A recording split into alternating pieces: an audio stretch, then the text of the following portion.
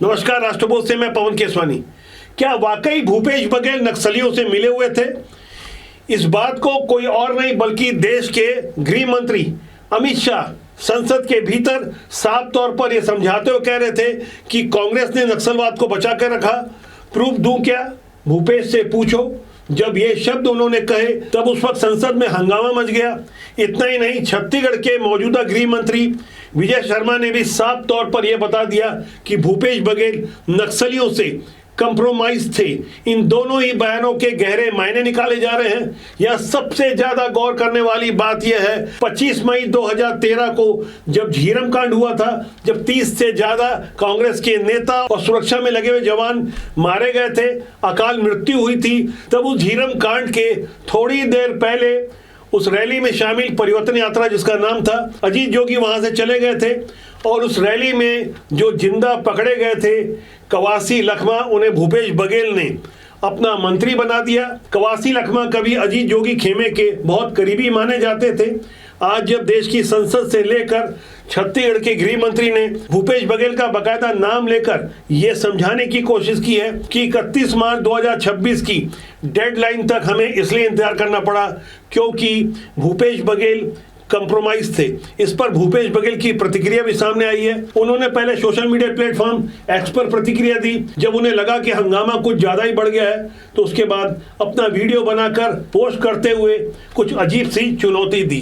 पहले अमित शाह जी की उन बातों को सुने। देर क्यों लगी? क्योंकि बीच में छत्तीसगढ़ में कांग्रेस की सरकार थी। मैं आज रिकॉर्ड पर कहना चाहता हूं, मैंने बिहार 24 के पहले नक्सल मुक्त हो चुका था। महाराष्ट्र एक तहसील छोड़कर 24 के पहले नक्सल मुक्त हो। ओडिशा 24 के पहले नक्सल मुक्त हो चुका था। झारखंड एक जिला छोड़कर 24 के पहले नक्सल मुक्त हो चुका था। सिर्फ छत्तीसगढ़ नहीं हुआ था क्योंकि वहां कांग्रेस की सरकार थी। मुझे कहने में कोई संकोच नहीं है क्योंकि सत्य बोलते हुए कहीं पर कोई भी स्थान का विचार नहीं कहना चाहिए। सत्य बोलने के लिए होता है। छत्तीसगढ़ कांग्रेस की सरकार ने नक्सलवादियों को बचा कर रखा था। मैं किसी व्यक्ति के सामने नहीं कर रहा हूं, मुझे रूल्स न समझाएं। और व्यक्ति के सामने करना है तो भूपेश बघेल को पूछो, प्रूफ रजू करूं क्या यहां पर? हाँ बोले तो बोलो वरना फंस जाओगे। विगत सरकार जो कांग्रेस की थी, उस सरकार ने कॉम्प्रोमाइज्ड वे में नक्सलियों के साथ काम किया था। आज 31 मार्च है और अमित शाह जी के कथन अनुसार आज छत्तीसगढ़ में नक्सलवाद का आखिरी दिन। कल लोकसभा में उन्होंने ये झूठ बोला कि हमारी सरकार ने उसमें मदद नहीं की। मैं चुनौती देता हूं अमित शाह जी को कि जिस मंच में, जिस जगह में स्थान और समय वो तय कर ले, मैं बहस के लिए तैयार हूं। आपने बॉडी लैंग्वेज गौर की होगी भूपेश बघेल की। वो अच्छी तरह से जानते हैं कि ऐसी चुनौती कितनी गंभीर होती है। जिस वक्त भूपेश बघेल ये बातें समझा रहे थे, उनके चेहरे की मायूसी बता रही थी कि तीर कहीं ना कहीं निशाने पर लगा है। आम जनता ये प्रश्न खड़ा कर रही है कि 2018 के विधानसभा चुनाव के पहले आप तो ये कहा करते थे कि झीरम कांड के आरोपियों के, दोषियों के विरुद्ध सबूत हमारे जेब में है। 2023 के विधानसभा चुनाव में भूपेश बघेल के उसी पुराने बयान को हथियार बनाकर भारतीय जनता पार्टी ने एक बड़ा सा प्रश्नवाचक निशान लगाते हुए ये पूछा था कि भूपेश जी, आप 5 साल मुख्यमंत्री रहे, यदि सबूत आपके जेब में थे, खासकर छत्तीसगढ़ की प्रथम पंक्ति के सारे नेता मारे गए थे, तो ऐसे में आपने वो सबूत क्यों नहीं निकाले? आज की तारीख तक भूपेश बघेल ने इस प्रश्न का उत्तर नहीं दिया। अब जब देश के गृह मंत्री बड़ी जिम्मेदारी से भूपेश बघेल का नाम लेकर ये चुनौती दे रहे हैं, मैं प्रूफ दूं क्या? तब चुनौती का जवाब भूपेश बघेल बहस करने की चुनौती से दे रहे हैं। राजनीति की ऐसी चुनौतियों को आम जनता भी देख रही है, गहराई से समझ रही है कि आखिर 1969 से लेकर आज तक यानी 57 साल हो गए 1969 में इंदिरा गांधी ने जब सबसे पहले वीवी गिरी को राष्ट्रपति बनाने के लिए वामपंथी दलों से कंप्रोमाइज किया था, वही वामपंथी दल जो हिंसक आंदोलन नक्सलवाद के नाम पर चला रहे थे, उस कंप्रोमाइज की कीमत आज तक चुकाई जा रही थी। और यदि वास्तव में आज की तारीख तक बात की जाए तो कांग्रेस का पूरी तरह से वामपंथीकरण हो चुका है। शायद इसलिए अमित शाह से लेकर विजय शर्मा तक अंदर खाने की कुछ गहरी बातें समझा रहे थे। भूपेश बघेल इसे लेकर परेशान है। अब हमें यहाँ समझना होगा कि आखिर क्या कारण रहा कि पंजाब में आतंकवाद नक्सलवाद के बहुत बाद पनपा, कश्मीर में आतंकवाद 1990 के बाद आया, लेकिन दोनों ही जगह के आतंकवादियों से सख्ती के साथ निपट लिया गया। लेकिन 57 साल लग गए देश में नक्सलवाद के सफाई के लिए। कांग्रेस के ऊपर साफ तौर पर देश की संसद के भीतर से आरोप लगे हैं और भूपेश बघेल का नाम बताया गया है। क्या भूपेश बघेल कहीं ना कहीं नक्सलियों से कंप्रोमाइज थे? इन सारी बातों को सिलसिलेवार ढंग से समझना होगा। इसलिए मैंने आपको केंद्रीय गृह मंत्री अमित शाह के वीडियो का एक हिस्सा दिखाया जो देश की संसद के भीतर उन्होंने 30 मार्च 2026 को बड़ी जिम्मेदारी से नक्सलवाद के सफाई के मुद्दे पर अपनी बात रखी। उनके भाषण के कुछ अंश को और गहराई से समझना होगा।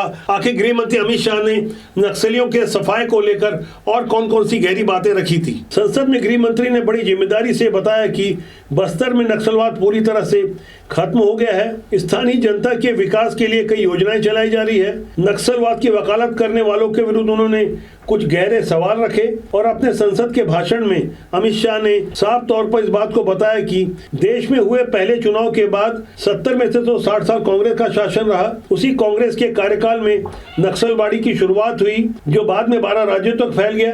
देश के 17% भूभाग और 10% से ज्यादा आबादी वाले इलाकों में फैल गया। गृह मंत्री अमित शाह ने यह भी याद दिलाया सोनिया गांधी के रिमोट से चलने वाली मनमोहन सिंह सरकार के समय प्रधानमंत्री मनमोहन सिंह ने साफ तौर पर यह स्वीकार किया था कि जम्मू कश्मीर और नॉर्थ ईस्ट की तुलना में देश की आतंकी सुरक्षा में सबसे बड़ी समस्या माओवादी है। 2014 में बदलाव हुआ, धारा 370 हटी, 335 से हटा, राम मंदिर बना, सीए का कानून आया, विधायी मंडलों में महिलाओं को 33% आरक्षण मिला। अपनी सरकार की इन उपलब्धियों के अलावा नक्सलवाद के विरुद्ध कड़ा प्रहार करते हुए अमित शाह ने अपने भाषण में संसद में यह बताया कि कुछ लोगों ने नक्सलियों की तुलना भगत सिंह और भगवान बिरसा मुंडा से कर दी। ये क्या हिमाकत है?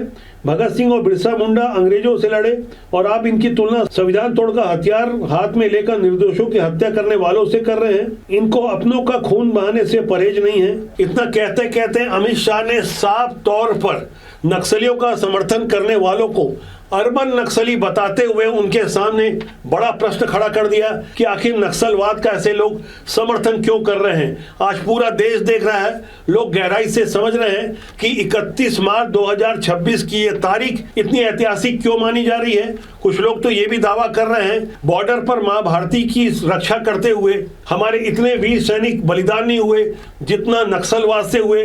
57 साल से तो लगातार नक्सलवाद जिस तरह से पूरे देश में मजबूती से अपने पैर पसारते जा रहा था उस पर लगभग विराम लग चुका है। मैं यहाँ लगभग शब्द का इस्तेमाल इसलिए कर रहा हूँ क्योंकि अभी भी बहुत थोड़ी सी मात्रा में ही सही नक्सलियों के कुछ बड़े लीडर अभी भी जिंदा हैं। गृह मंत्री अमित शाह ने बड़ी जिम्मेदारी से इस बात को भी बताया कि बीते 3 सालों में नक्सलवाद के विरुद्ध जो हुआ वो पहले भी हो सकता था।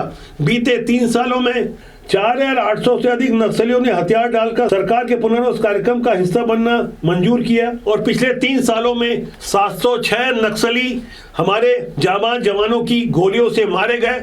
अब सिर्फ 2 ही जिले नक्सलवाद प्रभावित हैं और जिन 4800 नक्सलियों ने आत्मसमर्पण किया उसमें से 2000 तो अकेले 2025 में ही सरेंडर किए थे। यानी 2025 का वो साल नक्सलियों की क्रूरता पर लगाम लगाने का सबसे महत्वपूर्ण साल माना जा सकता है। इस 2025 में ही करीब 2000 नक्सलियों ने सरेंडर तो किया, जबकि एनकाउंटर की संख्या 317, उसमें भी गिरफ्तार हुए 862। खूनी माओवाद का मूल सिद्धांत रहा कि सत्ता बंदूक की गोली से निकलती है और इसी माओवादी सिद्धांत का समर्थन जब कांग्रेस करती रही तो आप मान के चलिए, तो क्या कांग्रेस भी उसी हिंसा का परोक्ष रूप से साफ तौर पर समर्थन करती रही? समय के अनुसार कांग्रेस को इस वामपंथ की बैसाखी की जरूरत महसूस होती रही। इसी बात को बड़ी जिम्मेदारी से गृह मंत्री अमित शाह समझा रहे थे और साफ तौर पर ये बता रहे थे कि कांग्रेस ने किस तरह से बस्तर के सलवा जुडूम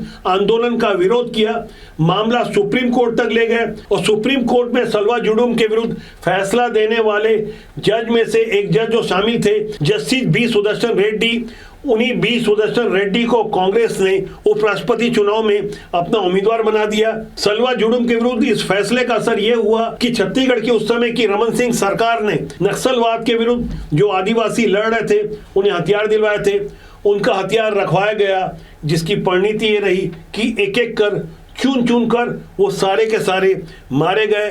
और ये सब हुआ सुप्रीम कोर्ट के उस फैसले से, और वो फैसला देने वाले जो थे बी सुदर्शन रेड्डी, जो कांग्रेस का ही हिस्सा बन चुके थे बाद में। अब आपको यहाँ यह भी गौर करना होगा, जिस वक्त नक्सलवाद के सफाई को लेकर केंद्रीय गृह मंत्री अपना पक्ष रख रहे थे, तब नेता प्रतिपक्ष राहुल गांधी संसद में मौजूद नहीं थे। क्यों मौजूद नहीं थे? उसके पीछे के गहरे कारण ये है कि राहुल गांधी का साफ तौर पर ऐसी विचारधारा को आज की तारीख में समर्थन मिल रहा है और उनके प्रतिनिधि के रूप में भूपेश बघेल भी वही बातें रखते रहे जो कि राहुल गांधी और उनकी कोठरी को पसंद आता है। देश में ऐसी छिछोरी राजनीति के कारण ही देश का नुकसान हुआ, नक्सलियों को फलने फूलने का मौका मिला, देश विरोधी ऐसे गद्दारों को खाद पानी देने वाली ताकतों के चेहरे से अब नकाब हट चुका है। पहले से कहीं ज्यादा जागरूक हो चुकी जनता स्वस्फुरत सवाल खड़ा करती है, लेकिन जो लोग कहते थे कि हमें बोलने का मौका नहीं दिया जाता, अब जब बोलने का मौका मिला तो संसद से वो नदारत हो गए। क्यों नदारत हो गए, ये प्रश्न जरूर आप खड़ा कीजिएगा। राजबोध आपका अपना जनमंच है, जिसके माध्यम से हम आम जनता से अपील करते हैं, अच्छे लोग सिस्टम से जुड़े, अच्छे लोग राजनीति में आए। राजनीति बुरी नहीं होती, उसमें काम करने लोग अच्छे या बुरे होते हैं। आज के अंक के बारे में क्या ख्याल है कमेंट कीजिएगा, और यदि चैनल को सब्सक्राइब नहीं किया तो सब्सक्राइब कर लीजिएगा। प्यार दीजिए, प्यार बांटिए। नमस्कार।